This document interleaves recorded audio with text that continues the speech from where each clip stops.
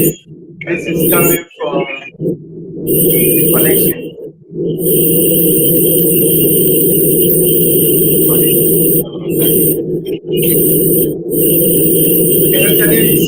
I don't know. This is coming from the connection.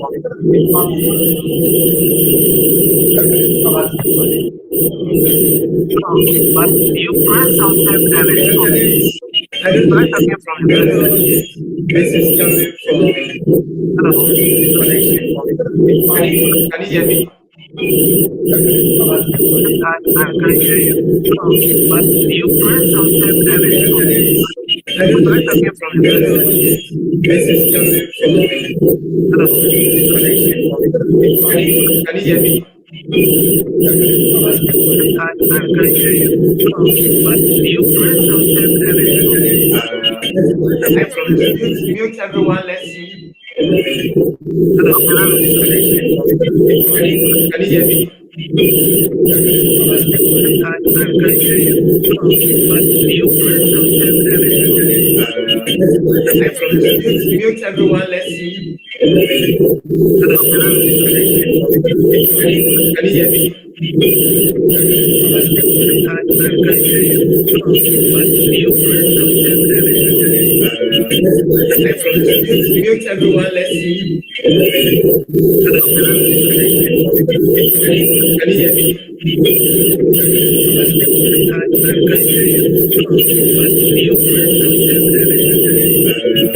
okay from there. Mute everyone. Let's see. Okay, let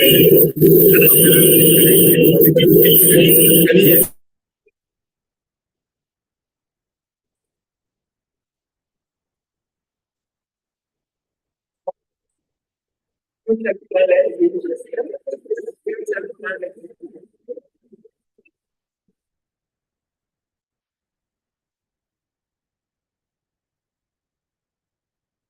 How did it stop? Hello? It has stopped.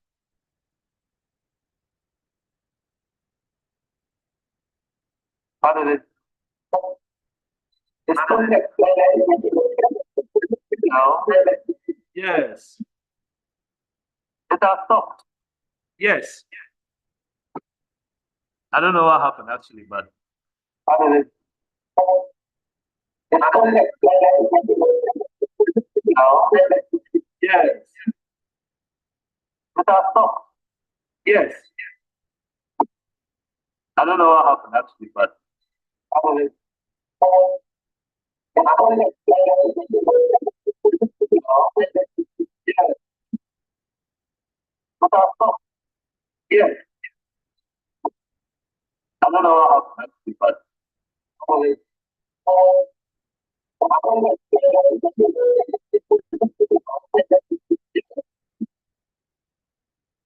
it?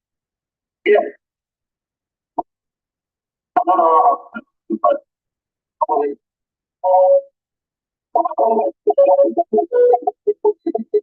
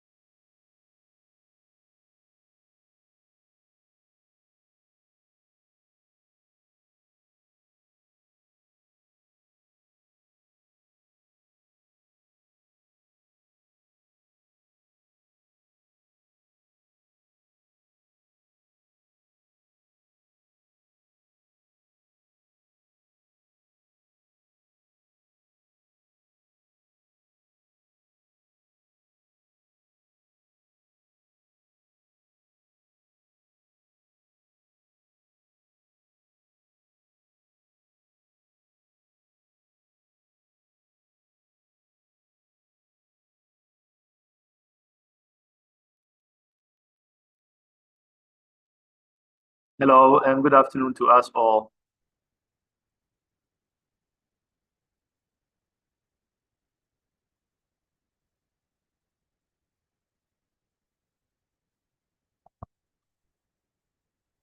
Can you please hear me?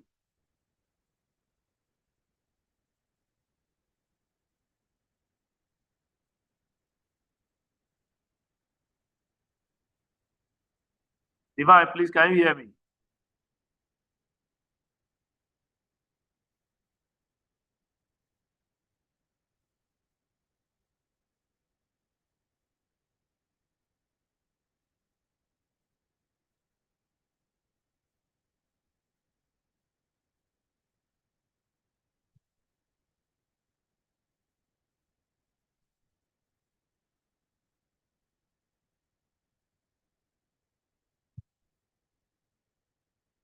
Hello? Please, can anyone hear me?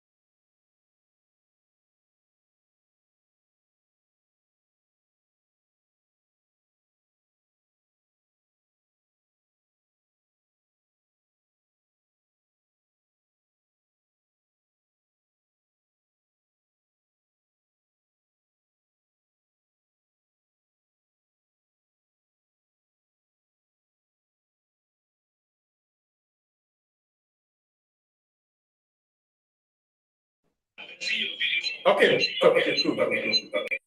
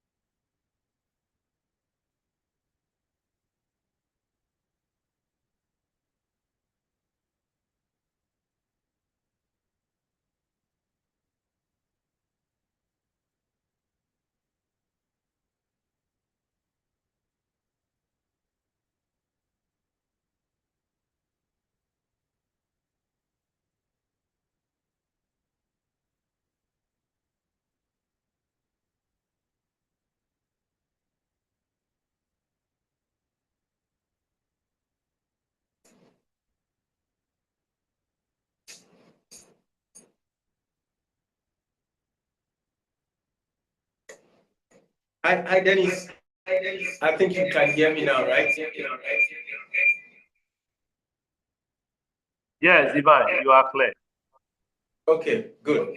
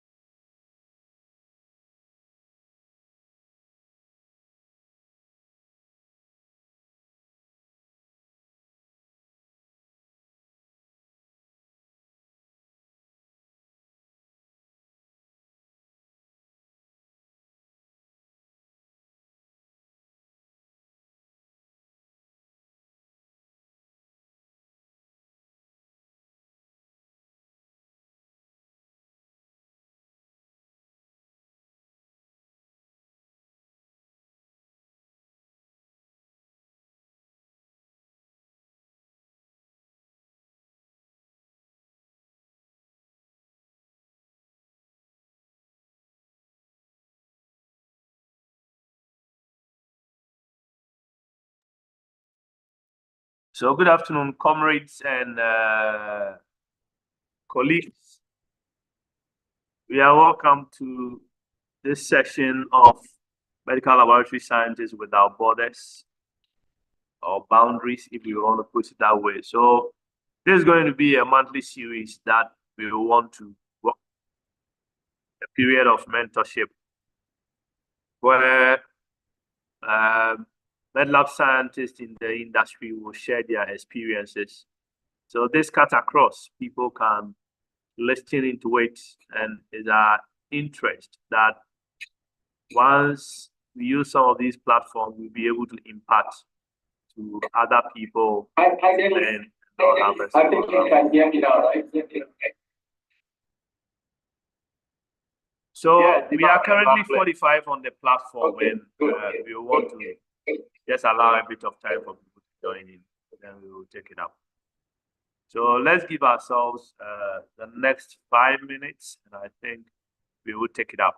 What I want to tell people too is that we are streaming through the GAMS TV platform, which is a YouTube channel, so that the recording will be available for people to always visit it. We are also recording this session that we'll be able to share with others, so that at least whatever is shared here is not just going to stay for this period, but people can always get back to it and get more experience. So the next 5 minutes, I think we will take up.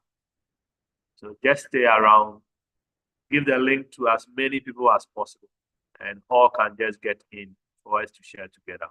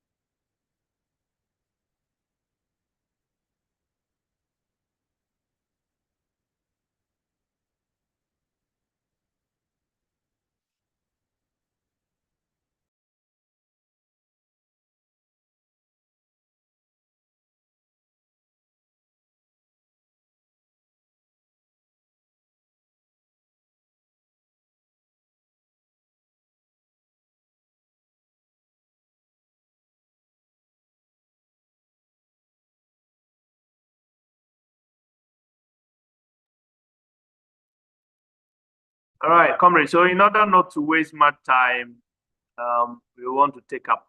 It's already 10 minutes past the hour 4 p.m. So we are fortunate to have Dr. Divine Ajiman-Ladi, who is the regional manager for Roche Diagnostics.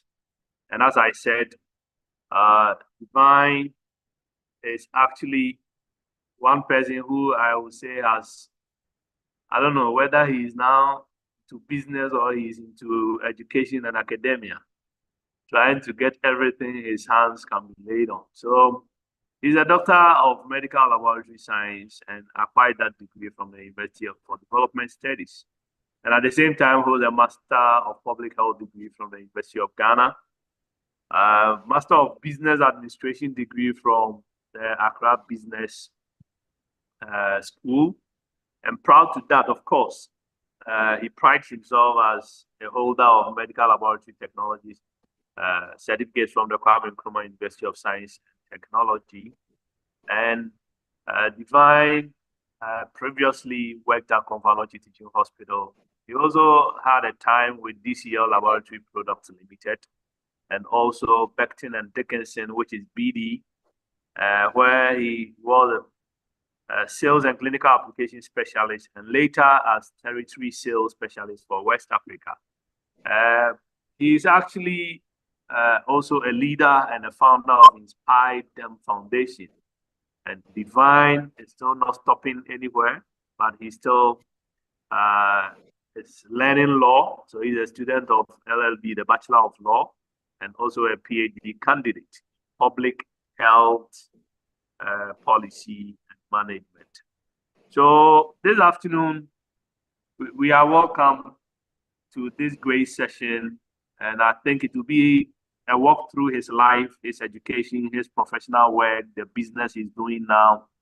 And of course, it will be great to have some experience with the opportunities that are available in that space. So he's one of us. He's a med lab scientist, and I want to believe a lot is going to be shared today through this mentorship series.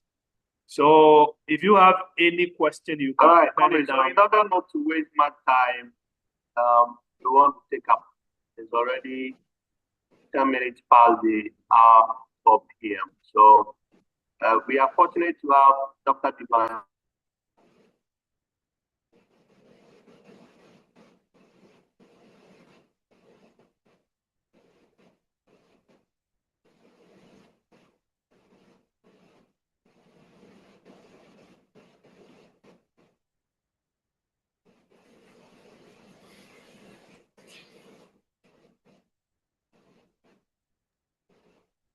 Good.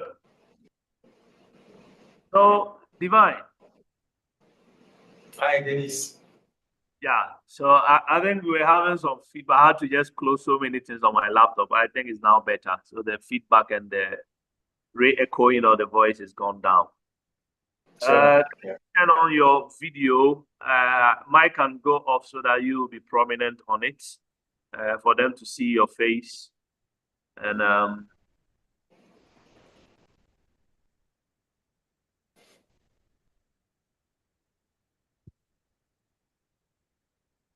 all right, so I think that this is fine. So we can have the discussion in this way.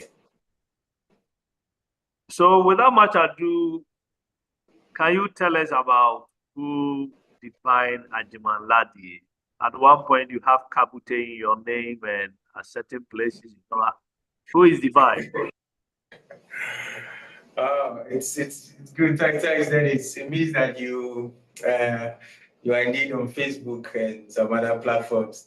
But yes, as you rightly mentioned, I'm Divine Ladi Ajiman. But Kabute is my I would say sort of local name because my dad comes from Ada.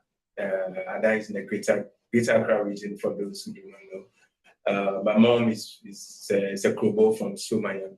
So basically, that is about my heritage. Of course, after a science certificate at Ofori Penny Senior High School, as a young man, I decided to initially, my thoughts were around medicine, but as fate may have it, because I ended up with MedLab. To be sincere, when I decided to read MedLab, I thought there was no turning back, because immediately I gained admission to KNUST, I realized that I have to put my best foot forward. So I read medical laboratory technology at KNUST, after which I had my internship at Confanoji Teaching Hospital. So my practice of medical lab has basically been my year at Confanoji as an intern. And after the internship, or almost when the internship was due, was over, I got an opportunity to work with DCL Laboratory Product Limited. I've worked with DCL Laboratory Product Limited for barely 2 years. Moved on to BD, Becton Dickinson, and then to Roche, my current role. So basically, I'm sure we will dive deep into what I did at this. The roles I played in these organizations. But also, let me use this opportunity, because probably it's the first time that I'm having this large number of colleagues on a call like this. Let me say thank you so much to Dr. Thomas Jampoma. We call him Grandpa. He has been instrumental. He has been, I say, the brainchild behind who I am today, aside the grace and mercies of God. So that is basically about me, and I'm sure with time we'll get to know more about me. Thanks, Dennis. That's great, Levi, and thanks a lot. So I think Grandpa has shaped a lot of lives, and that is what life is all about. And I think this series of mentorship program that we are taking up, having all these numerous sponsors, I think this is something of great importance to ASLM. We have the Society of Medical Lab Managers, MELPU, that is the union, and of course, the Ghana Health Service, Fluke Pharma, and Sysmex. They all have great interest in how best lives are shaped through what people have already experienced. So it's great you are bringing this up for Dr. Thomas Jampoma, who is now, he's impacted a lot of lives from Confanoche Parasitology Unit. All of us are people that actually passed through this life, so it's good.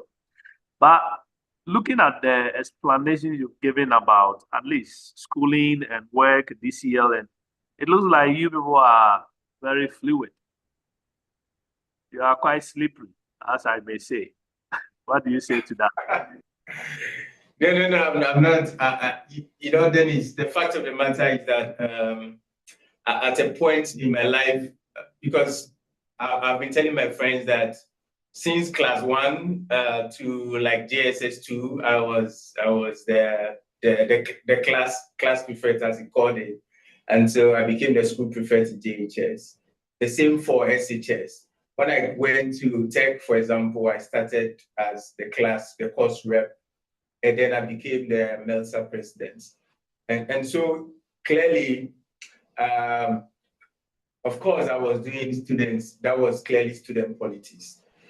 But also, it was a learning ground for me. And so I was hoping to learn a lot more. And so basically, some other people who are stuck to just one thing, or just sort of concentrated on one area of life, may see some of us to be too maybe ambitious or slippery, as you put it. But to be sincere, I think that it's also good to have you have a wider view of opportunities and everything that we do. So, Dennis, I don't agree to that. Yeah.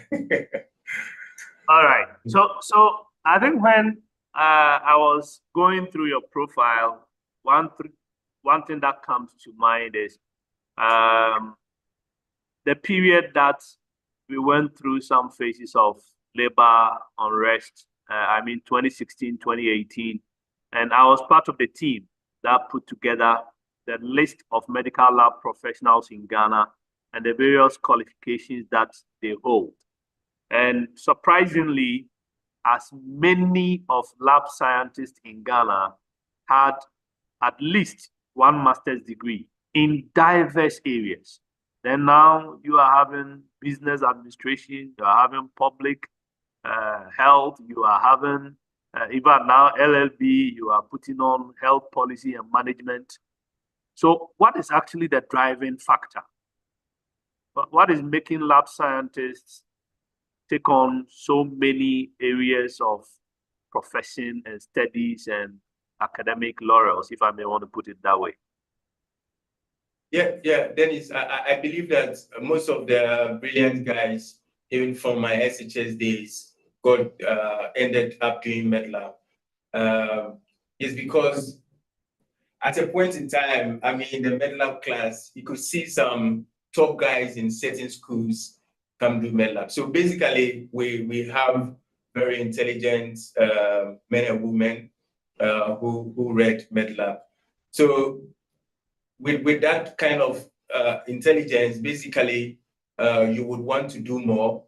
And the MedLab for me shouldn't be the end. It doesn't have to be the end, because even if you want to take other professions, like lawyers, in my company, for example, I work with lawyers who help in drafting of contracts and also even trying to learn the science behind whatever we do. So it's not out of place. And the good thing is that MedLab prepares you for such ventures. If you are very someone who would want to explore, MedLab exposes you to a lot of courses that on their own somewhere else could stand as a whole course of study. Like we learn biochemistry, and biochemistry itself, it's a whole program. That's good. That's good. In fact, this afternoon I had the opportunity to visit some students in training, some students in training, and I was encouraging them that, in fact, if you find yourself reading MedLab science, you should see yourself as one of the intelligents around. So it's good you are actually buttressing that point and making it known. So that's great. Can we take it back at DCL, how you saw things and what made you end up there? Because many in our training, we want to think it's all about the hospital, it's all about the bench, it's all about getting samples from patients, working it out and getting results for their management, for diagnosis, and for all the preventive measures that are out there. So how was it that you ended up with DCL? Can you tell us about it?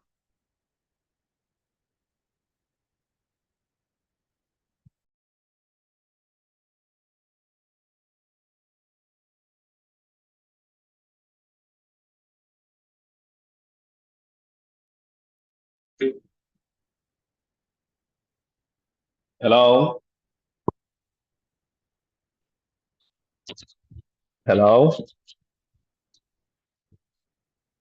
Hello?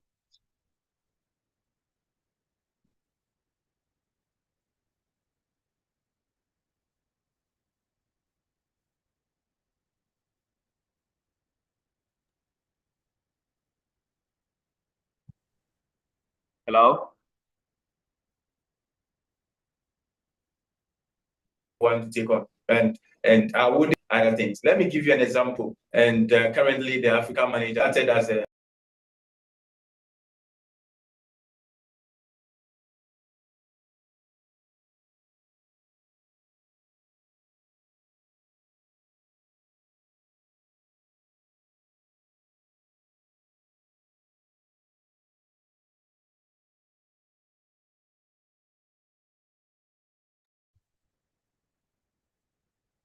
Hello?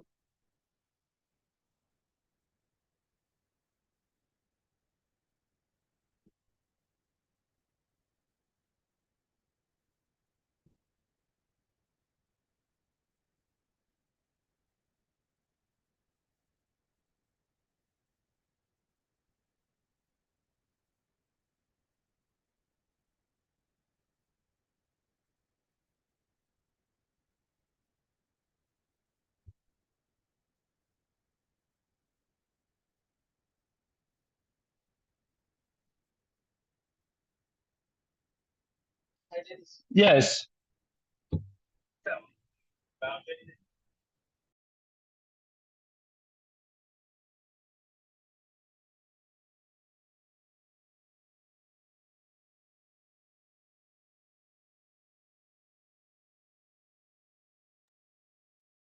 Yeah, hello. Hi, Dennis, can you hear me? Yeah, Divine. Yeah, sure. I can hear you now. Yeah, it's fine. It's good you are back. At least are you in Accra or No, I'm in Accra. okay? And I'm in Kintampo, but still my network is a bit stable. So at least it's not always about Accra. Of course, of course.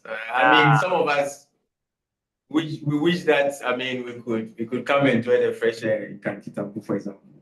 So Yeah, it's but fine, actually, yes. I am surrounded with our 4 gadgets and hooked onto MTN with other networks to be sure that I don't get off. So I think it's a general problem in Ghana now. Networks are not so stable. So one can have seamless interaction via some of these platforms. But it's good we are back and we can take it up. So where I was for us to talk about the DCL component in your life journey, so that maybe we can dovetail with BD and where you are right now. But how did they all start with DCL? Because many will want to believe, oh, the bench is all maybe my training is about.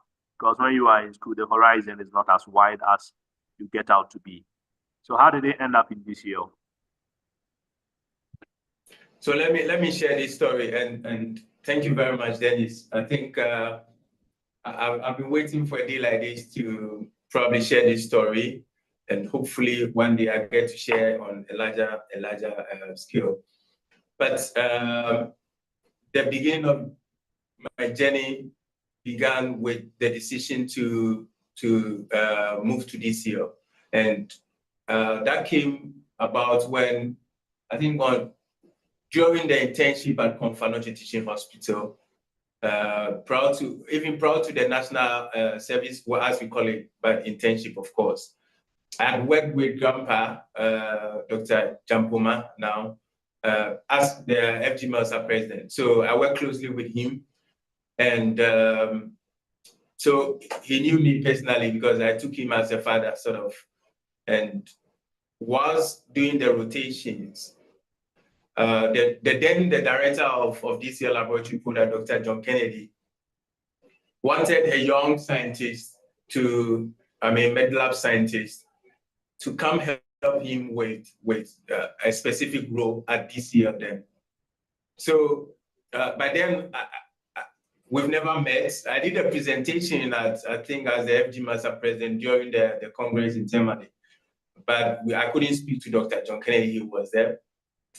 But later on, Dr. Jampoma told me that the man is interested in someone and I'm the only one he thinks about. I mean, when the man told him about what he wants to do, my name came to his mind. So I should consider it. He knows that, so he tried to convince me that he knows that, I was the president of the institution and I may want to probably easily get a job after the internship as a med lab scientist. But I can look at this too, as I can consider it and probably get in touch and hear about what it entails. So I spoke to Dr. Kennedy and he told me that he would want someone like me to be in a role called clinical application specialist. To be sincere, that was the first time I heard that name. So I quickly went on Google to search and find out what the role was about. I realized that most of the results I got has nothing to do with roles in Africa, like in Ghana. It has to do with people in US, and so I said, why not? So I spoke to him that why don't I maintain the role of a medical lab scientist, even if I work for you, so that at least I will feel some level of belongingness in that sense. And he said no, because in the business world, we there are rules that are internationally recognized. So if he puts that on my CV, what it will mean is that anytime the company needs a rep or maybe a distributor, a manufacturing company needs a distributor, and he adds my name as a MedLab scientist, but I'm the clinical application specialist, that adds value to his company. So I should keep them clinical application specialist. And so I went through an interview. The interview, of course, he relied heavily on the recommendation of Grandpa, because he asked me a few questions about my personality, and he gave me that job. And I can say for a fact that that marked the beginning of my journey, both in the business world and also what I have already thought of to do something aside just being a MedLab scientist. I wanted to do something else. Although it's not like I don't like MedLab. Of course, I am an advocate and I love the practice of medical lab. But I thought I could do something else to even come back to add value to the MedLab practice. So that is the story and how I got into DCL. And that is why at the beginning of this session, I said a big thank you to Dr. Jampoma. Yeah.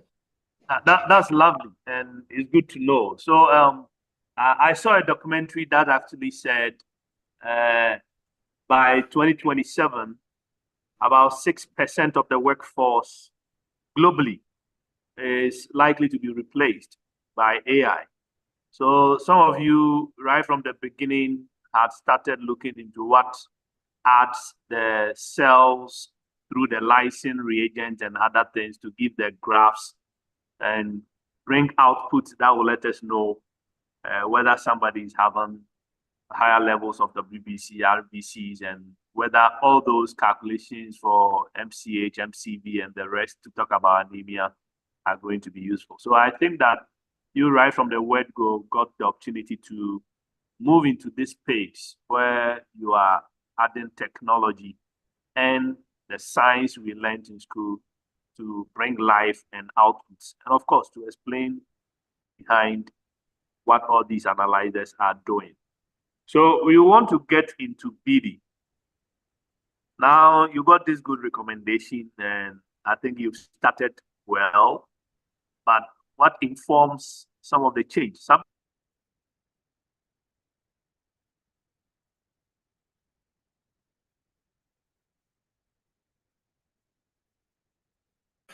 Hello, Dennis, are you there? Have I lost you?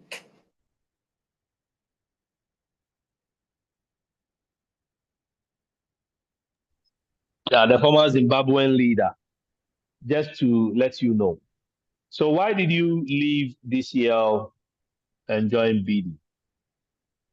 Okay. Yeah, so for starters, DCL, let me give a little background. DCL is a distributing company. So basically, they get products from a manufacturing company, and they sort of market in Ghana. So we call them a distributing company. Now, BD, of course, is a manufacturing company. So whilst I was with DCL, I got the opportunity to work with a lot of manufacturing companies. When I say manufacturing, I'm talking about manufacturing of medical devices and reagents, even and medicine as well, some medications. So, I did some good work with DCL because I became one way or the other the face when it came to the MedLab aspect, because I was always relating more with people that are either my seniors or my colleagues back in school. For the role at BD, the fact of the matter is that such rules you do not apply for. You do not put in when I say do not apply for, what I mean is that you do not write an application letter and go drop it anywhere. So it is based on the work you are doing, your exposure, and and when I say exposure, I mean exposure to a space like LinkedIn, because the first lady to get in touch with me regarding the BD opportunity got in touch with me through LinkedIn. Now, that time when I created the LinkedIn account, I didn't know what that could do to me. I was just following, sort of reading people's profile. That was what I was doing. Then I said, let me also develop mine. I developed mine, and I added that I was a clinical application specialist at DCL. And that sort of caught the eye of the hiring, the recruiter, as we called her. So she got in touch with me. She said, I can see that you are doing a good job, because when you go for exhibitions like GAMS congresses and all, and I get the opportunity to speak or do the exhibition, I take pictures, of course, and I post them. So the lady saw all this, and she sort of told me about some of the things I did that they may want to consider me for a role. But they are shortlisting. So hers is to shortlist people. And after she's shortlisted, she will share with the hiring manager, who will get in touch with me. So she did that. I went through about 4 rounds of interviews, and all non-local. Of course, people who were interviewing me were either South Africa or outside Africa. And so it was online, and thanks to God, by the grace of God, and I got that role. I got that role as the clinical application specialist, sales and clinical application specialist at BD at the beginning. Later on, they expanded the role for me to cover a territory that included Nigeria, Sierra Leone, Gambia, Liberia, and that was the kind of exposure BD as well gave me. Thank you very much. Yeah, thank you very much. So, but what I pick over here is people shouldn't just reduce social media to reading statuses.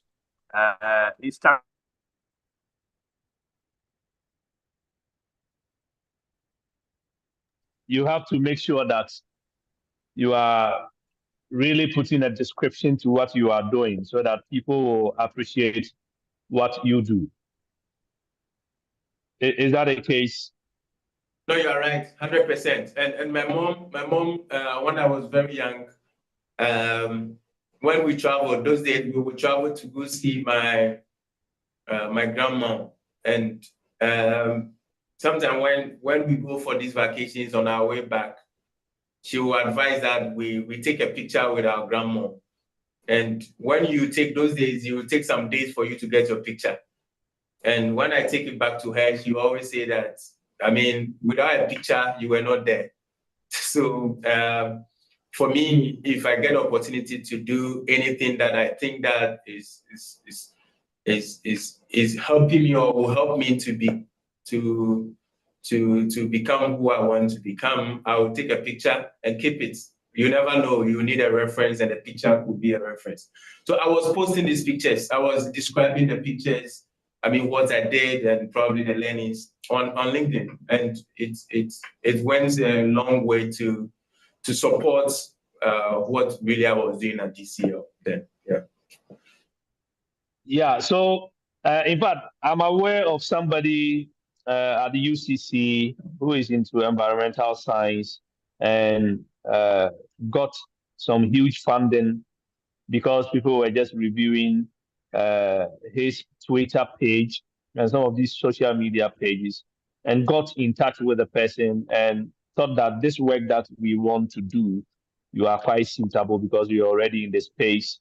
And the person got some good funding to carry out that particular work. So just a point of note that our social media pages shouldn't just be social media pages. We have to do a lot more, quite descriptive of what we are doing, put our specialties out there so that people can identify us, because there is no avenue of a platform to put out what we do than some of these social media platforms. But the caveat, if you are in the lab, because of confidentiality and all these other issues, you have to be careful what you put out there. Check your background. What kind of information are you giving by the picture you are taking?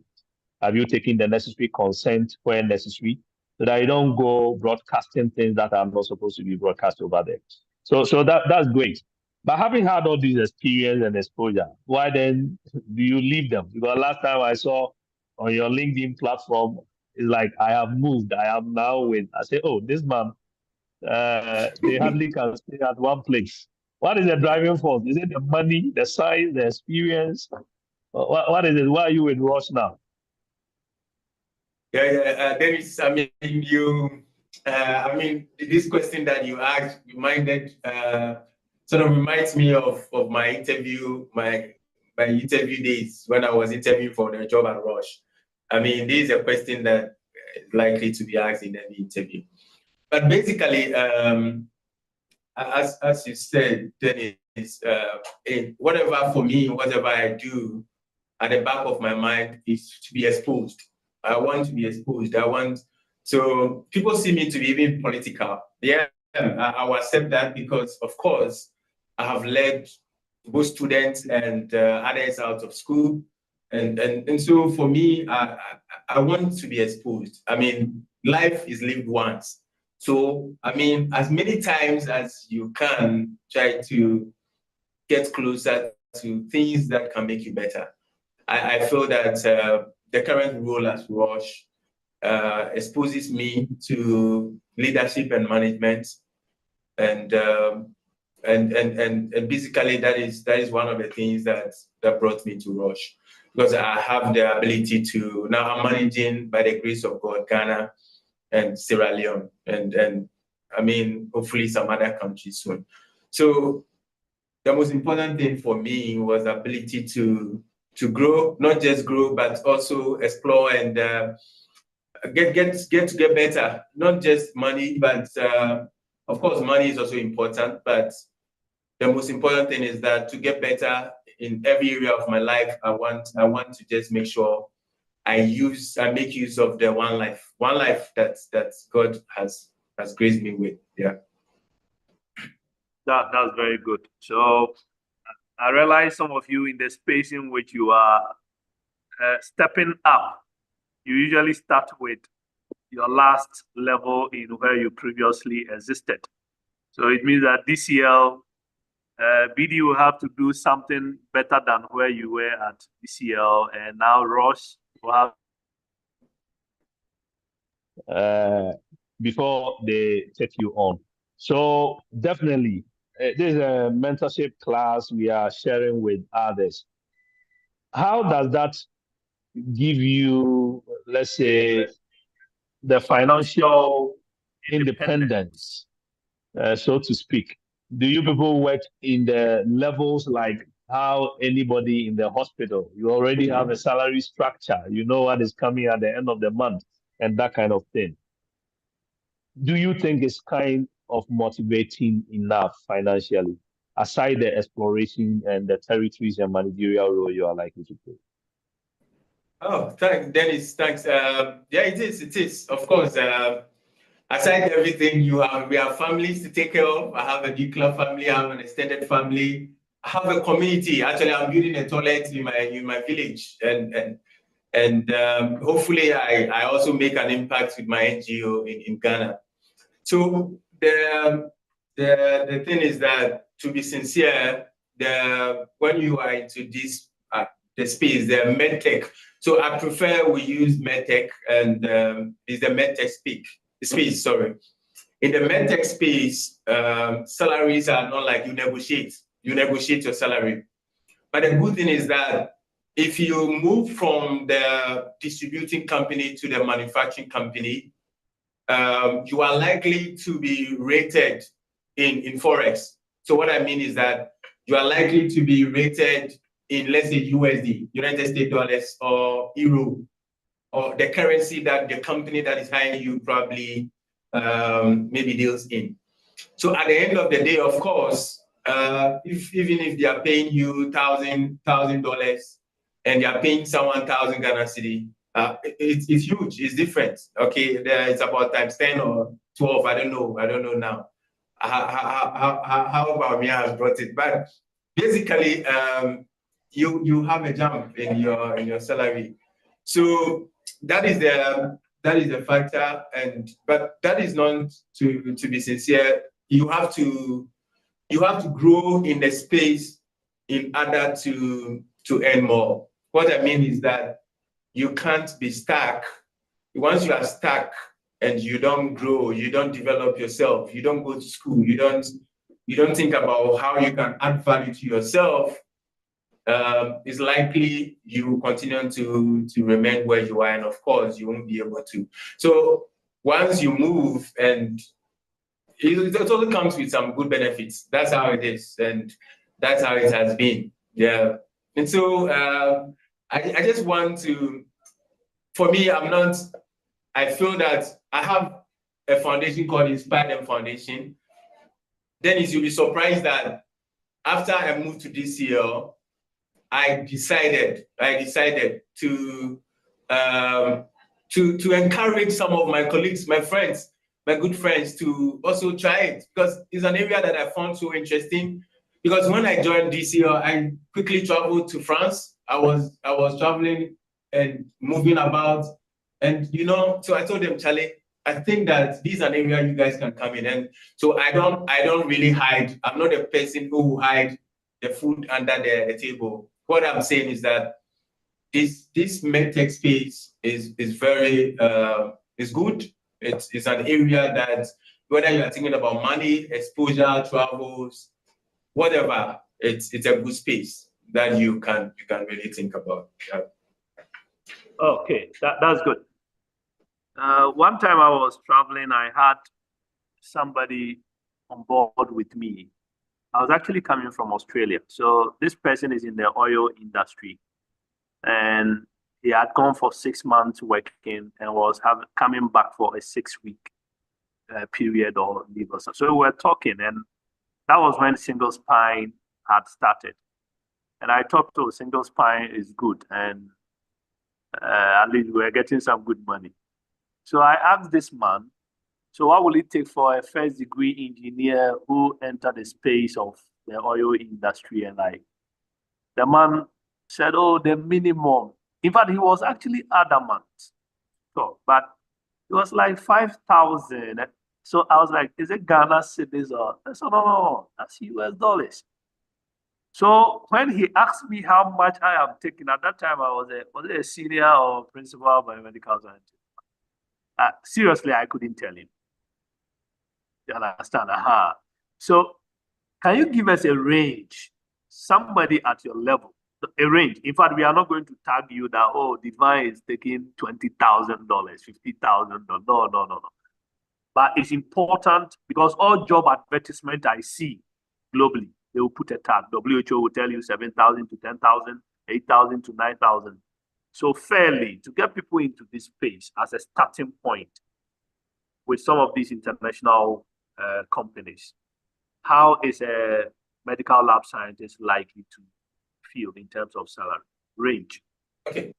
So before even I come to my current role, because of course I moved from one role to the other, so I need to paint the best picture, so that whoever would also want to move into the space or take that decision to give it a try, and would have the whole picture. I don't want to paint just the starting point. I think will be good. Don't even use your role now. Just use a starting point. No worries. I don't even have a problem giving a good range of even my current role. But the fact is that when you start, and mostly probably we'll come to that. Mostly you have to start with a distributing company. You have to start with a company that only buys from the manufacturer and sells. You will learn a lot when you join the distributing company, because the distributing companies are able to work with a lot of these multinational companies. When I was in DCL, I was working on with a company. We were selling 6-Mex. We were selling we're selling Roche, we're selling BD, we're selling Siemens, we're selling Abbott, we're selling all the brands you could think about. Okay, and so it exposes you. You have the opportunity to be exposed. Aside that, at that level, you don't expect to, because I remember clearly when I started at that time, I started with about in Ghana City. I think my first salary was around 1,200, which was even less to compare at that time to the amount that my colleagues who got straight into Ghana Health Service for postings got, because they were around 1,500 or so. I can't really remember.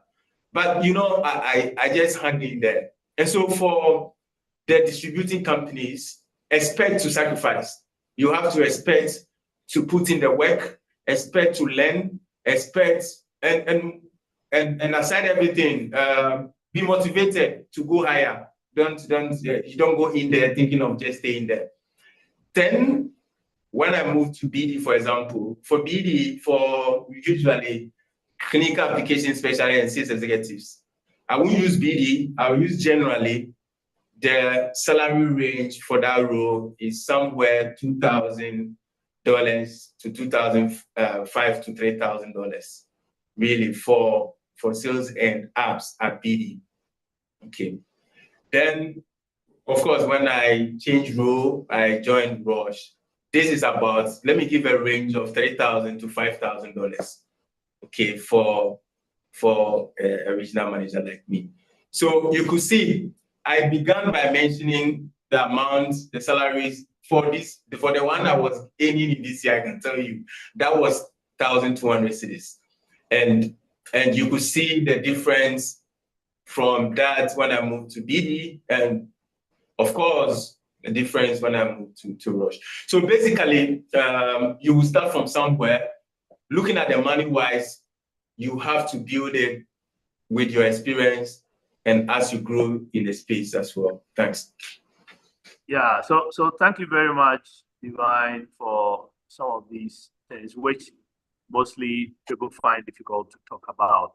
But trust me, if you are even doing the 1,200 at that time, it came with a lot of experience. If you were to quantify in terms of monetary value, you were far ahead of somebody who was taking 1,500 in the hospital. So it's good you made a caveat that you have to be motivated and work out your path of interest. And I think that for me is a great thing. If not, somebody will not move all the way from Konfanoche through Ofinso and come and stay in Kintampo for 16 years. You must be trading for something of value. If not, you better stay there, 8 to 2, close, go and stay at home. So it comes with a lot of sacrifice. Now we are just walking through what are the opportunities available in your space and how do people get in there? In fact, if you have something that can get me every month, the 5,000, I will go for the highest in the range, you know. Maybe I can change job right now. I don't know about my other colleagues who are on the call. What are the opportunities in the space? Yeah, thanks so much. You see, as I said, this platform is so important to me. Thank you so much. I should have begun by thanking GAMS, the president, the secretary, and I mean, I value this opportunity to share this. Some of my friends are on this call. Those have even helped to move out of the space to also get into the medtech space. I don't want to keep stuff to myself. I don't do that.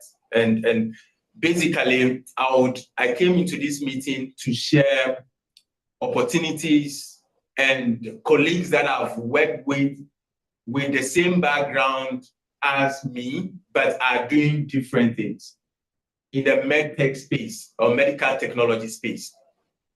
Now, then it's probably you would come to that question, but I'm a bit curious. I want to chip in that. Regarding our training, first and foremost, we were trained sort of to prepare, go to the lab. And I think in tech back then, we had one management course. I think laboratory management or something. Was it laboratory management or something management? To be sincere, if you ask me today, and I told the GAMS president, that what should we change based on what I have seen in my space, I would say that we will need to add a course, a whole sort of a subject. It could be 2 credits, 1 credit, I don't mind, on medtech, medical technology. Back in tech, my course was medical laboratory technology, but for me, I think that was medical laboratory science.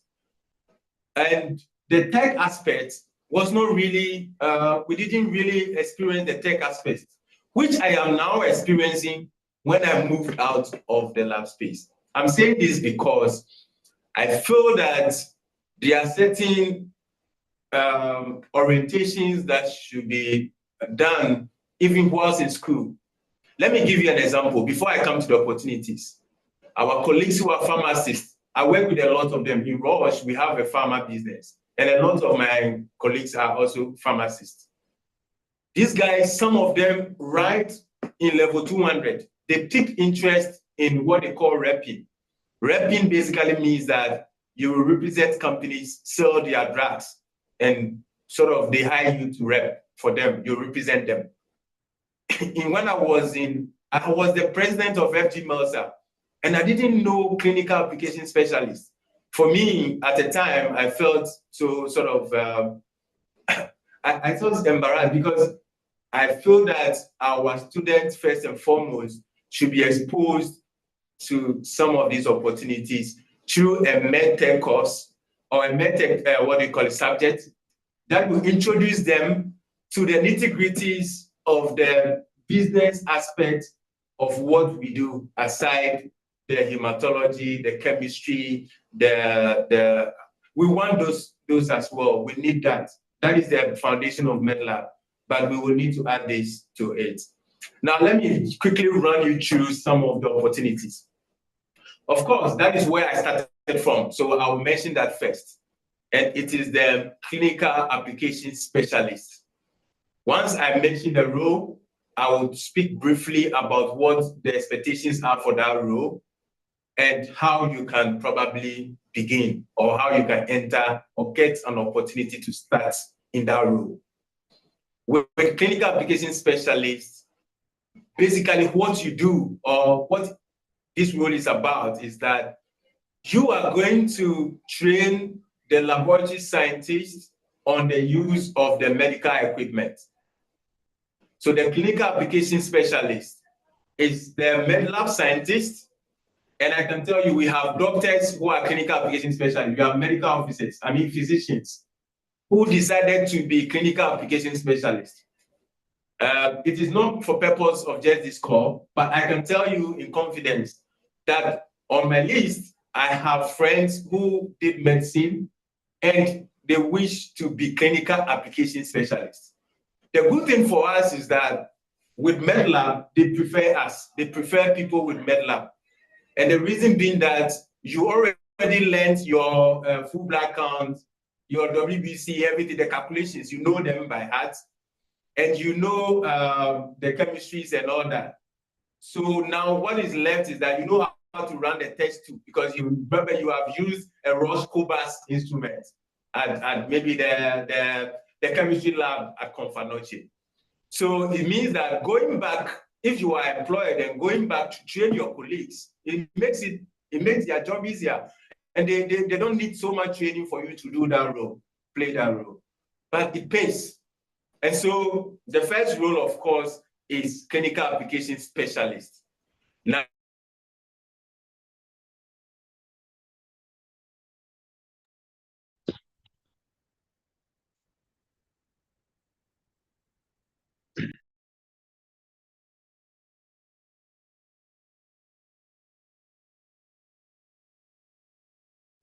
hi, Dennis, can you hear me? Yes, I can hear you. You dropped off a bit. Yes. So I'm back. So I was still talking about the clinical application specialist role. Now, yes. How do you, because I know I have junior brothers or senior brothers or seniors who are here who may want to go into the space. I was so happy when recently I saw one of one of us who was with the hematology department at Polibu, whom I've interacted a lot of times, now joined a similar company as a clinical application specialist. When the call came for me to have this session, I messaged some of the guys in the space so that some of them could join this call, and also one way or the other answer some of the questions when it gets to the question time. It is likely we may do more than 1 hour 30 minutes because I would want to also use the opportunity to help whoever needs this help. The fact of the matter is that you begin as a clinical application specialist by learning so well on the instruments. When you go to the lab, you don't, as a medical lab scientist, you don't concentrate on just the theories of the physiology, anatomy, and the things that we learned in the lab, the processes, the SOPs. Concentrate on also the instruments, have some love for the devices you see in the lab. Once you do that, you'll be interested in searching more about them. And once you do that, you will get to find out the companies that manufacture them. If you now realize that, you can now prepare. I would advise that you start with a distributing company. You start with I can say that Fluke Pharma, for example, is a distributing company. They don't manufacture. I don't know if you started manufacturing. But 6meds, for example, is a manufacturing company. Roche is a manufacturing company. So you start from a distributing company as a clinical application specialist, and then you take it from there. You will develop, once you get in, you will develop other interests, and you can move to the ladder. The second role I would like to talk about has to do with what we call clinical sales. Clinical sales. So everything, you will need to, no matter who you are on earth, if you need money, there are 2 ways to make money, or if you need to sort of gain something, either you are providing a service or you are selling something. If you are doing the two, if you are doing both, you are better off.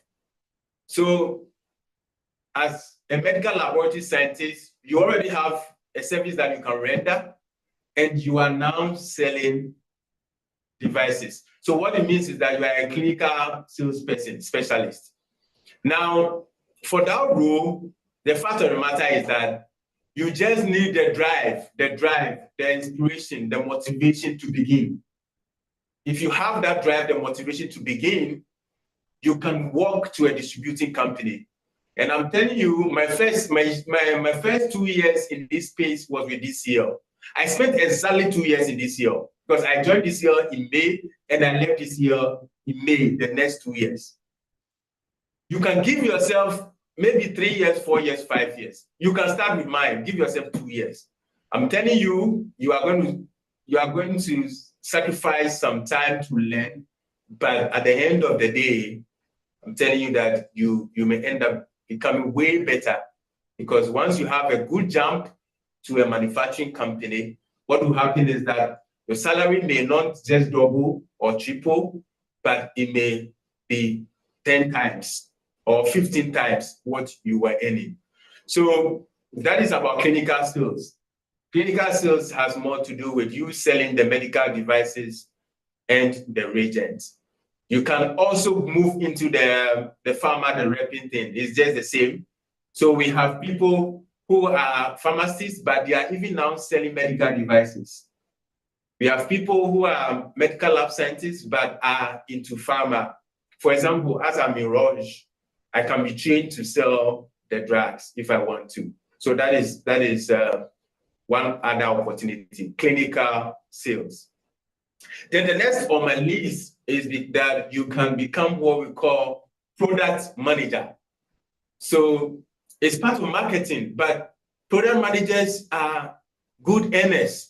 Product managers are people who know the product in and out. You'll be trained on the product, you know the product in and out, and you will be able to help other people know the product.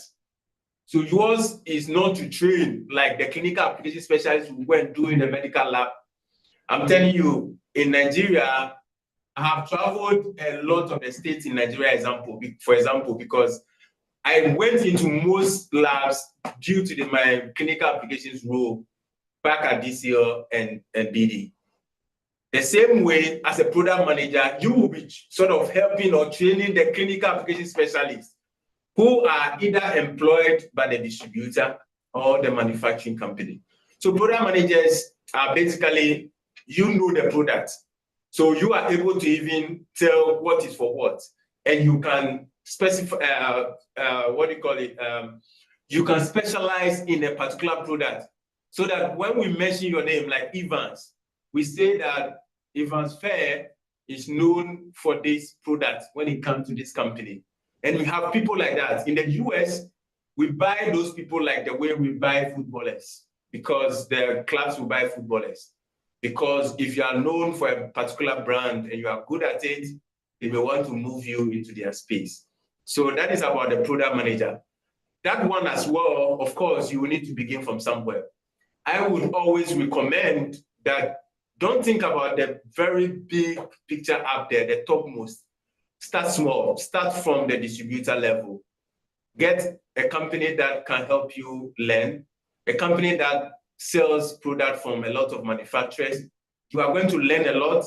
Then when you get in, you can choose which area, whether chemistry analyzers, hematology analyzers, specialize and read more on those analyzers, and you become a product manager in the space, and you will be sought after.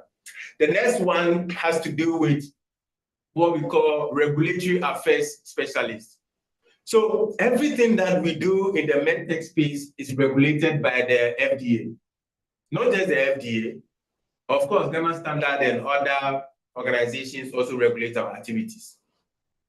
Now, companies need people who will be doing the regulatory stuff. They will be making sure that reagents are registered, so that when Dr. Dennis Edujesi wants a reagent for his instrument, he wouldn't pay. By the time the reagent gets to Ghana, they say, no, you can't take it to Kitampo.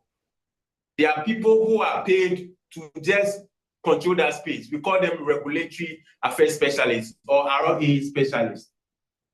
Now, the best people to hire for this role is people who have the technical know-how, people who have the knowledge in the space. So as a medical laboratory scientist, you can be able to know more about these medical devices and the reagents and what they are used for. So you should have special interest in the analyzers you use and the reagents you use in order to be able to make some good strides with the ROA or regulatory affairs specialist role. So of course, this as well, you can start from somewhere. You can just pick interest in when they come to supply you the reagents in your facility. You can decide to ask a lot more questions if you have interest in to become regulatory affairs specialist one day. You just ask them, are these products registered? Oh, can I speak to the person who did the registration? Can you send me the registration document? Once you get the registration document, if they are able to share, you see at least an information that you've never met in your life. That will help you in your interview process one day for that regulatory affairs specialist role. So this is an information that I feel I should share regarding the regulatory affairs role as well. The next one is quality assurance specialist or QA specialist.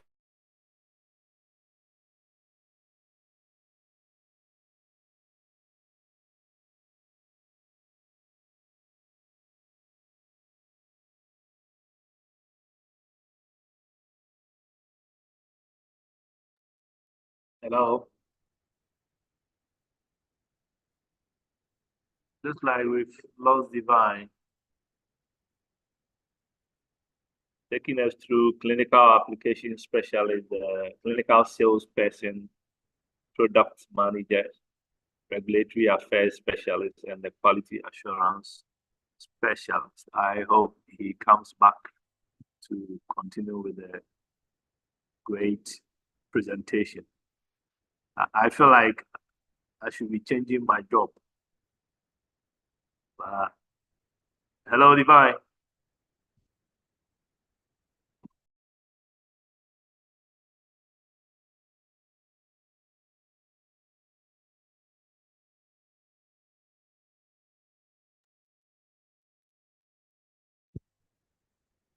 Can I be heard?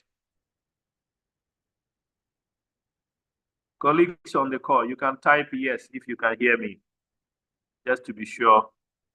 Great. So Dennis Nketia says yes. It looks like Divine has a challenge in getting back. So whilst we wait for Divine, if you have any question, please, you can put it in the chat. If there is time, definitely we will allow a couple of us to talk.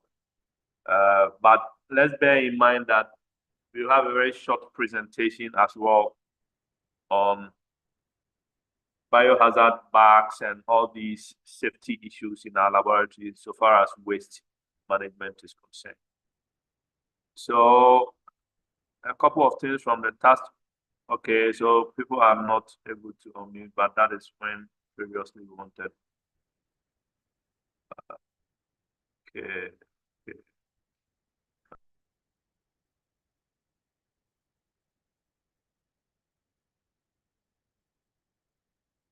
All right, so there's a quotation that Collins is giving from Divine, and I think it would be good So Collins, we are streaming on the YouTube page, so you can go and put this comment over there. I think it will be very helpful to others. Life is lived once, as many times you get opportunity. Be exposed, grow, and get better. By all means, make use of life. The life God has given you. I think that's great. It's quite inspiring. Okay. All right. So please put your question in there. I can table them once he gets on board. Dr. Sobo is asking the job securities in the field and in the space. Sobo, these people, they hardly stay for a year or two.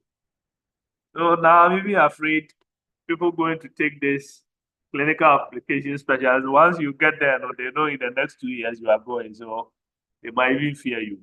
So for them, they rather create security issues for their employer. But the next moment, they are hopping to the next business and the next job. I think when Divine comes, he will let us know about the job security in the space. So thanks for this session. He has really given in-depth knowledge about the entire medtech field, and we are very thankful for that. Great. So is Divine on board? He's around, but I can't hear him. All right. So do we have Elwood? Elwood with us. Elwood will be giving us a presentation on the. Okay, good. I think Elwood is around, and I'll be projecting something that he will talk through with us briefly before Divine comes into. So it's about biohazard specimen bags. There's a few presentations that. So colleagues, let's hold in there. Divine will come and continue. I keep saying you should move from Accra to Kintampo because the network is stable. Okay, so Elwood, please, I can walk through the presentation and let you give up. Please unmute if you can hear me.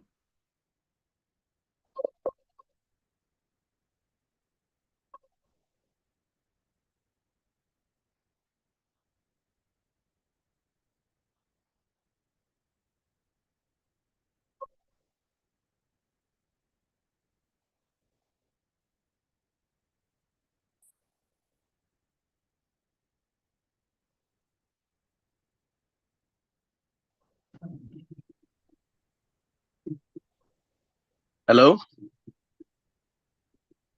Hello? Can you hear me? Yeah, Elwood, I can hear you. Good. Go Great. through. All right. Good evening, and thank you so much for this opportunity. And thanks to the first speaker as well, Divine, who was talking about having opportunities in this field, being a distributor. I remember very well when we started trying as much as possible to get into this field. You have to get a resilience, as Divine said, to push through. If only you have the resilience and the zeal to do it, you can. So that was something I picked from what he said. And I want to show appreciation for that spectacular presentation he had. Anyways, my name is Elwood Mante, and I work with Alimant Ventures. Alimant Ventures has been supplying specimen bags and also prescription bags for about 10 years now. And as I just referenced, starting it wasn't easy, but gradually we've been able to sail through. We deal with a number of hospitals and a number of facilities as well, supplying them with prescription bags and specimen bags as well. Our expertise is what I've just mentioned. We've deal with Suhum Government Hospital, Kade, Begro, and many other hospitals as well. Today, I have the opportunity to share with you our biohazard specimen bags, wanting to also help improve safety in the laboratories. I know most of you do use it. It was highly used during the coronavirus times, and we hope that this will still be used, very well in the laboratories to enhance safety. We do work with brands such as Medline, LabGuard, Fish Brand, and then we also do have unbranded biohazard or specimen bags. The sizes are 6x9 and 4x6. Those are the sizes of the Medline, LabGuard, and then Fish Brand bags that we do have. The origin of these bags, as I'm mentioning, is from the United States of America. And we believe that... Hello? Go on, Elwood, we can hear you, please. Right. And we believe that the usage of this, as mentioned, would enhance the safety in the laboratories. So I have pictures of the bags that we have in the country on the screen. I'm sure some of you do use these brands. If not, these are some of the images of the brands that we have. So let me go into the specifications. Maybe someone basically may be asking, so what is different from what you have and what we are using? This has a 3-wall construction, which provides an extra layer of protection, ensuring the contents remain secure. It does have a 3.5 or 3x5 inch absorbent pad, which helps in containing any spillage in the biohazard bag. It has a double zipper closure, and this helps you to secure your content very, very well. It has a tear zone as well, so it's easy for you to tear and dispose of the content in it, and it meets all the safety standards globally that we have from OSHA and NCCLS as well. It also registered in the US, so it has that standard that you would have to get. If you look at it, maybe if you have the opportunity to have a sample, you know that it's a bit thicker than what I have seen on the market in Ghana. It comes with a paperwork pouch. So there's another pouch or layer at the back of this specimen bag that you can put a remark or any document that accompanies the specimen that you are transporting. That also comes in very handy with this product. Now, we are in a collaborative approach coming to you, not giving you a specific price that we believe that, okay, this is just it, and so you have to buy at this price. No, we want to enhance safety, so we want to collaborate. Any organization that wants to buy some of these bags, we do want to sit down, negotiate, look at the pricing that helps you so that you can get some and use them effectively. The prices are 2.5 Ghana cedis for the 6x9, and then the smaller one is 2.0 Ghana cedis. We do have unbranded specimen bags as well, and this, we can brand it in your company's name. That comes at another cost. However, we can sit and look at it, and then we brand this product for you so that you can have it's customized to your organization. That also comes in very handy when you're transporting. So that is the price, but it's highly negotiable. This should not put you off. We can always sit down and look at the pricing and then give you what the quantities you need weekly, monthly, or daily if you so wish. I would want to share our contact. You may do a screen grab to have the contact. Otherwise, you could still contact the organizers of this so that they can link you to us if you do want some of the product. My number is 0242 235 086, 0242 235 086, or 0261 472730. So guys, basically that's it. If you have any questions, I'll be willing and happy to answer them for you. Thank you very much, Boss Elwood, for the great presentation and giving us insight into the safety management of our waste and samples, the biohazard state of it and everything. I believe people have kept the contact and will be getting in touch with you, as well as the Society of Medical Laboratory Managers, because these are the people managing their respective laboratories, and I expect they will keep it and have you on. So thank you for joining us. So, colleagues, Divine will just be wrapping up with us. And as I said, if you have any question, put it up there. We will just take it through with him once he's just wrapping up on this. So, Divine, I think you had taken us through the clinical application specialist. You had given us a clinical sales role, the product manager's role, regulatory affairs specialist, and you were on the quality assurance specialist. I don't know if there are others aside that. So that Yeah, wrap up. Just one more. Just one more. And the quality assurance, of course, the quality assurance specialist, it has more to do with the quality control, quality assurance within the medtech space. Then the last one is medical affairs. So with medical affairs, medical affairs, and we call them MA. So this is a role that, for example, I didn't know about until I was rising in the medtech space. So it's majorly for people who have also special interest in disease areas, or to be able to join a medtech company to impact. So for that, you also, the basic requirements, of course, is that you should have the medical training. You don't need to be a physician. You can have, I see nurses do very well in medical affairs. I see pharmacists, I see medical lab scientists. So it's also a role that you can look out for. Some people call it clinical affairs. Some also call it medical affairs role. And so that is what that is about. Now, to wrap everything up, let me say that these are just the few that I've put up. Within companies, there are roles that are specific to certain companies. We have like a role like access specialist. When we say access specialist, it means that you know the terrain, you know the territory. You can help us meet people like Dr. Dennis Edujesi. Like you can meet people like Dr. Felix Servo at National TB Control. You can help me meet people like Roland at NACP.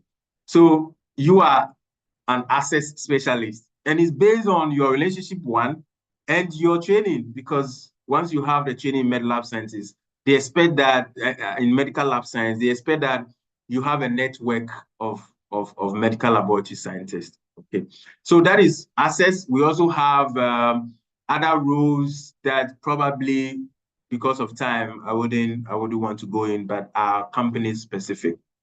I want to say that I am someone who founded Inspire Them Foundation because I just don't want to die and leave this earth without helping someone. I want to make sure that someone will be glad that they met me. And so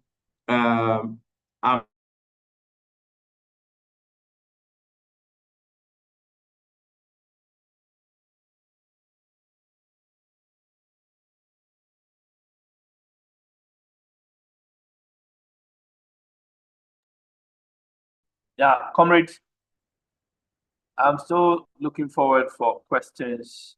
I don't know why people are not putting up questions up there whilst we are wrapping up. So Divine apparently has given us a lot about the walkthrough in the profession that is actually practiced.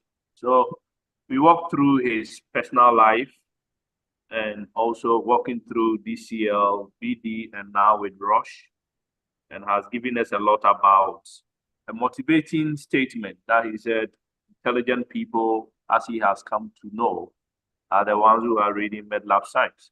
So don't look down on yourself. I think that you are in the right space. And one thing that he said makes me happy is the fact that we always have to prepare and be versatile, because that versatility is available, is what we get from the training as MedLab scientists, and we can employ and use it anywhere. One thing that motivates, again, is the fact that let's not just allow our social media space to be a space that will be putting up things that will put people off, but talk about yourself. That will serve as references and recommendations so that people can see and know what you are doing, approach you, and possibly even shortlist you for jobs that they are looking for people to do without you putting up applications.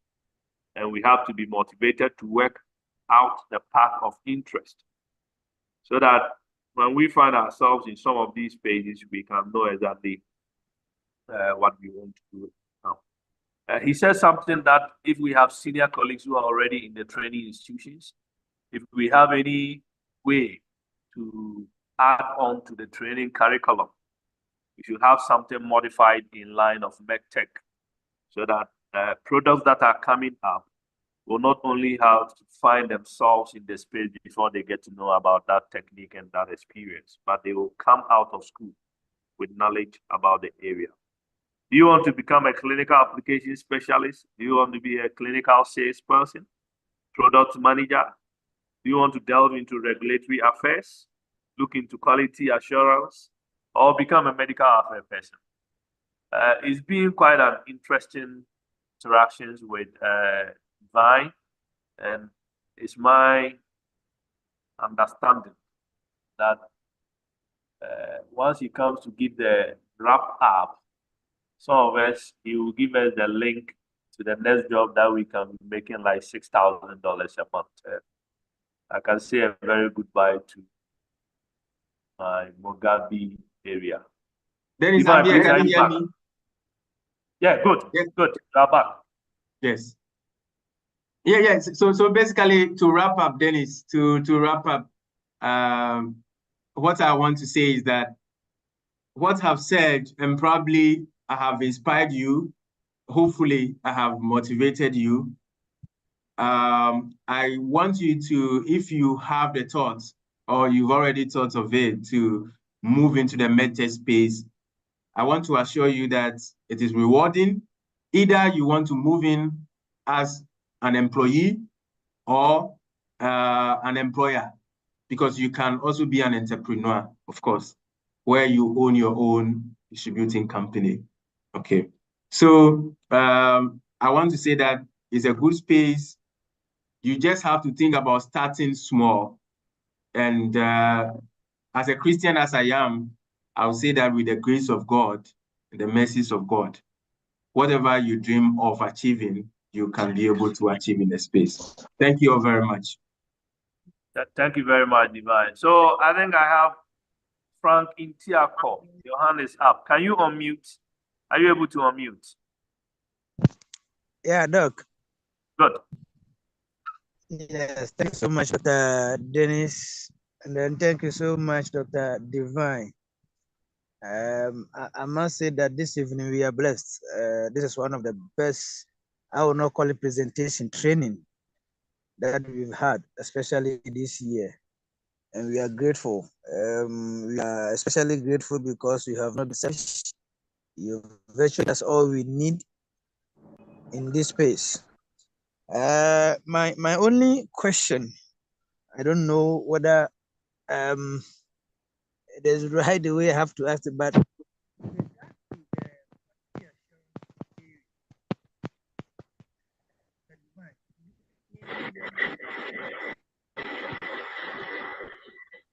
Frank, your network.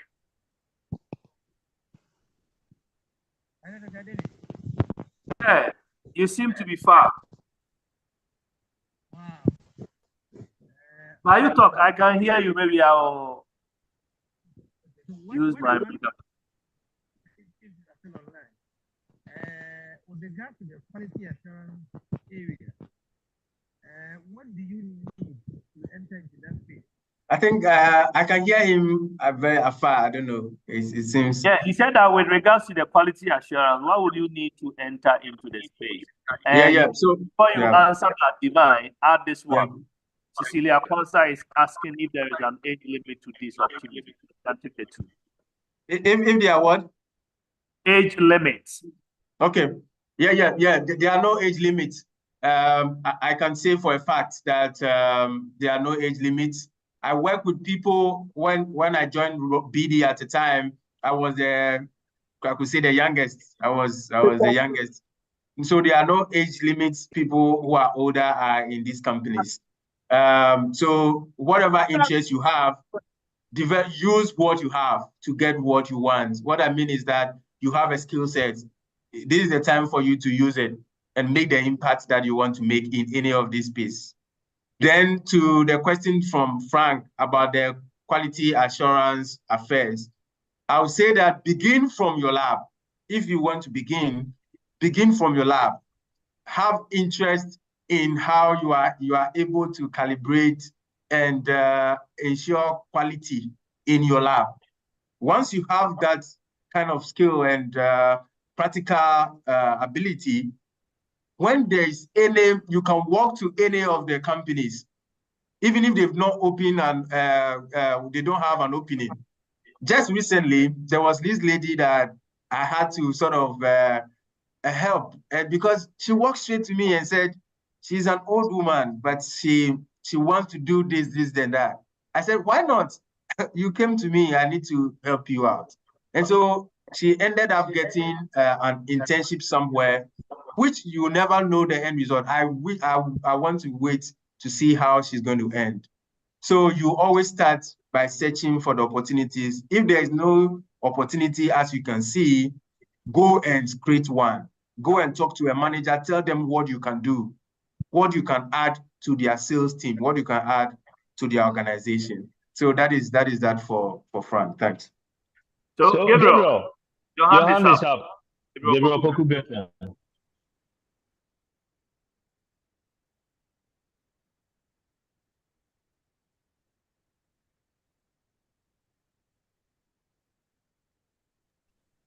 Yes, good evening. I would like to first of all thank the GAMS executives for bringing up this program, and also Dr. Divine and Dr. Jesse for giving us such an impactful program. And I would like to say that I'm one of the people who have really benefited from Dr. Divine's mentorship. I remember the time I used to do service with him. I actually was in the same class with him, and when we were doing our internship at Confanochi, he told me he had gotten a new job called Sales and Clinical Application Specialist at DCL. And I asked him what role that was about. And he told me, he's going to sell medical devices and also train people. So I remember I was working in one of the private labs, and Dr. Divine came around. And he told me that there are more opportunities this was way back in 2017. And he told me that there are good opportunities if I want to enter into the medtech space. And I can say for a fact that today, by the grace of God and by the mentorship of Dr. Ajimai Divine, I also got the opportunity to work in the medtech space. And just as he said, everything he said is very much true. It is a very good space for people to actually enter into and even try to be a supplier yourself, which currently I'm doing some myself. And I would like to say that thank you, Dr. Jesse, and also thank you, Dr. Ajimai Divine, for this kind of mentorship program. And I wanted to also find out from Divine, which if he can elaborate more on some of the skills people would need to actually be excellent in these kind of roles, because basically he mentored me in some of these skills when I was in school and also when I got the job. And I would appreciate if he can also let other people also know some of the skills which would make a person excel in these kind of roles. Yeah, thank you. Thank you so much for the kind words, Gabriel. So thanks so much, Gabby.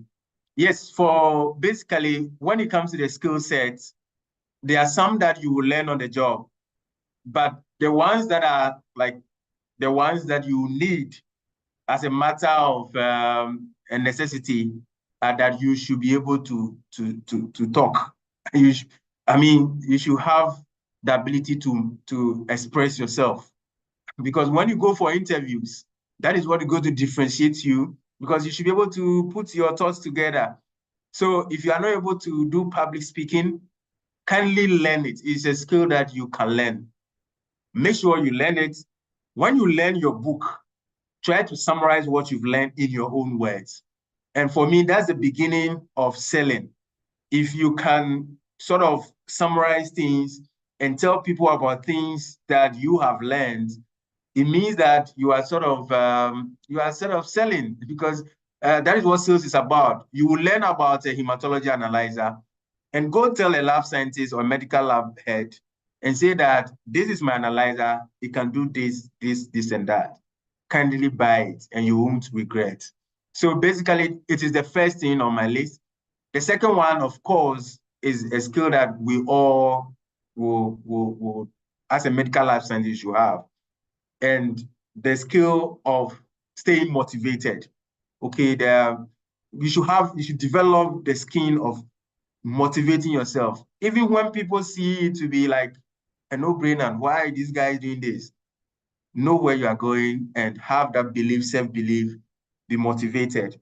And that is the only way. With these two, you can build on with the skill you develop in school and do better in any of these areas. Thank you very much. Thank you very much, Divine, and thanks to the team. So Emmanuel AD says, nice for putting such insightful thoughts. We appreciate it. Fantastic. So we are just drawing the curtains, and I can't see any more comments. I can't see any more hands raised. I think my senior Felisovo asked about job security.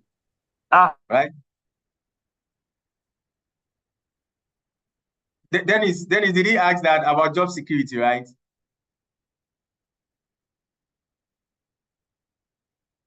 Hello, Dennis, are you there? Yeah, hello, Divine. Yeah, I think Felix asked about Felix asked about the job security. So you can highlight on that. A minute, yeah. So basically, you see, the good thing about all this is that I have my skill. No one has taken my MedLab certificate away from me. No one can take it from me. KNUST gave it to me, and the Allied Health Professional Council also gave me a PIN. I renew my PIN. And I do that not because I'm waiting to be sacked from a role.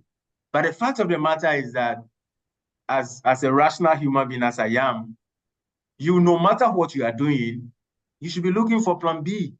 I think by now, those who are contesting to be president, either Mahama or Bawumia, should be thinking about what if I lose this election, because it is also possible. The fact of the matter is that the moment you even begin to think about just job security, it means that you are probably just okay with where you are. You should be pushed to work harder, and that alone should be your source of security. I can say for a fact that I've worked with companies that, like, for example, I can mention the CEO of DCL. When I was leaving DCL, he told me that any day that I wish to leave any of the companies I'll go to, I can always come back to DCL, and if whether there's role or not, he will get me a role. So I mean, it depends, but the fact of the matter is that in order for you not to be complacent and not to be okay with where you are, you need to push yourself. And once you push yourself, you become your own security. You secure yourself with degrees that you have, the certificates that you have, and all other networks that you've built. Thank you very much. Yeah, thank you very much, Divine, and great presentation by far. I would say, I think participants have also acknowledged that fact. So at least I am showing the next presentation that will happen in the next month. And let's all take note. It's going to be another great personality. Isaac Giabo Ofori, who is now a lawyer. This man has a profile. In fact, I need not to walk through it. But the next presentation, let's take note of it. I know there was a question that was asking whether one has to resign before you venture into this space. I think that is about you. If you can manage all these things in addition to your full-time job, then you'll be, but trust me, the way I know they move about, you have to always be in meetings, talk to people, go and meet people at certain places and convince them to change their product and come to DS and all that. You may not have the schedule on your timetable to combine that with your job, but if you have the capacity and the ability into a 24-hour economy, who knows? You might be able to. So at this point, I want to welcome our General Secretary to take up the wrapping stage. Divine, I will personally say thank you very much for availing yourself. I remember when my director said, you have to talk to the regional manager for the equipment we have and the reagents we are going up and down and that. He went, talked to him, came back and said, no, this is the number of the person and everything. It popped up on my phone. It's Divine. I said, oh, so it's Divine that we are. All right. So I thank every participant and thanks for indulging us. The General Secretary will take the stage. Our next one will be with again. So thank you very much, PRO, Dr. Edujesi. Thank you, Divine, and thank you, our audience, for listening to the presentation. So sorry we couldn't join you. We are currently held in a meeting at the Ministry of Health. The President sends his regards. The next presentation will do well to be fully in the meeting and participate fully. So this session is to expose us to the opportunities available beyond the bench so that we take the roles.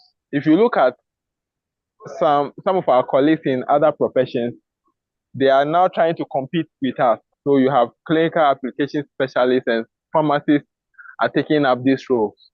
We want to let you know that these are opportunities available to us and there are roles that we are supposed to take as professionals. And if we are able to occupy this position, we create more opportunity for our kinds. So thank you for coming, and we expect you to market the session, the next presentation. We want you to share the experience you've had with our colleagues so that other people will join. We don't want to always be on the bench, but want to take the rightful positions elsewhere and grow ourselves. And these things will also bring exposure to us internationally and locally. So thank you very much.